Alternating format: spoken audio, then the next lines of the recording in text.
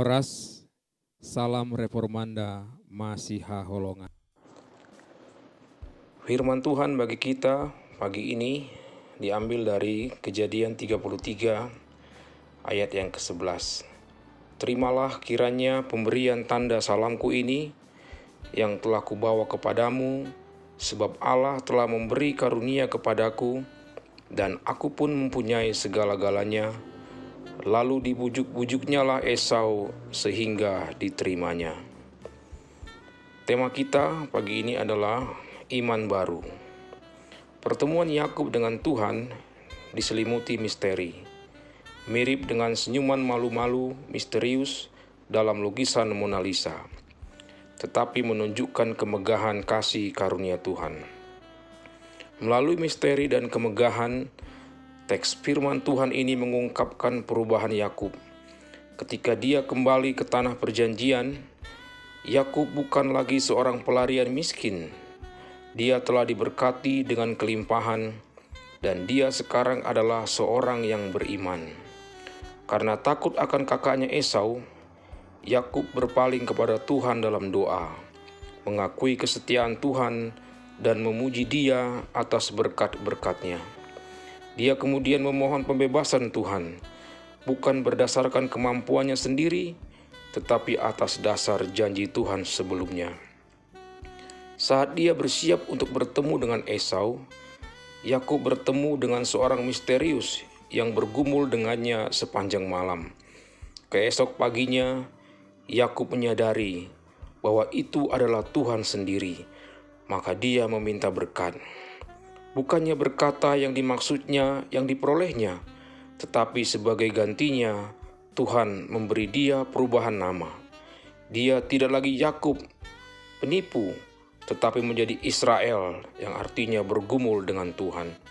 Dan perubahan namanya menunjukkan perubahan karakter juga.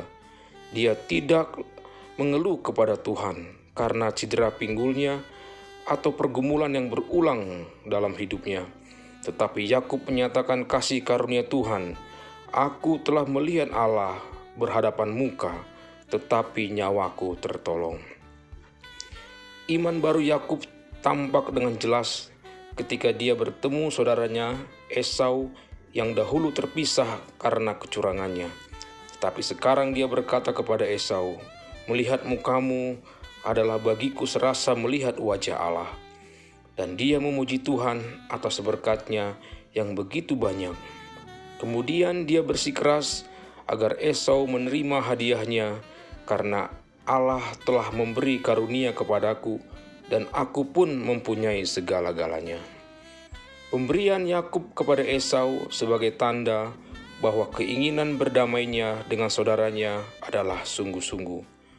Pertemuan Yakub dan Tuhan menimbulkan kesadaran akan keberimanan yang baru bagi Yakub. Dia memandang semua apa yang dimilikinya merupakan karunia Tuhan kepadanya. Bahkan imannya yang baru telah memberanikan diri untuk berdamai dengan saudaranya Esau. Pertemuan dengan kehadiran Tuhan dalam hidup selalu berdampak pada pemahaman iman, dan yang baru dan yang selanjutnya membuat karakter seorang menjadi berubah, serta memandang sesama seperti memandang Allah. Bahkan iman Yakub diekspresikan dengan sebuah mezbah bagi Tuhan yang setia dan maha kuasa. Pertanyaan untuk renungan pribadi: adakah dalam hidup Anda orang yang telah Anda sakiti atau tersinggung dan sekarang Anda takut meminta maaf? Sudahkah Anda berdoa kepada Tuhan untuk memohon keberanian untuk berdamai, serta mengingatkan diri Anda akan banyak berkat yang Tuhan telah berikan kepada Anda?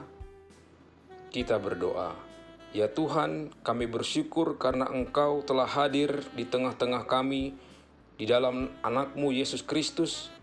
Tolonglah kami untuk berani berdamai dengan mereka yang telah kami sakiti, dan tolonglah kami menyadari segala sesuatu yang pada kami adalah karunia daripada-Mu. Dalam nama Yesus Kristus kami berdoa. Amin.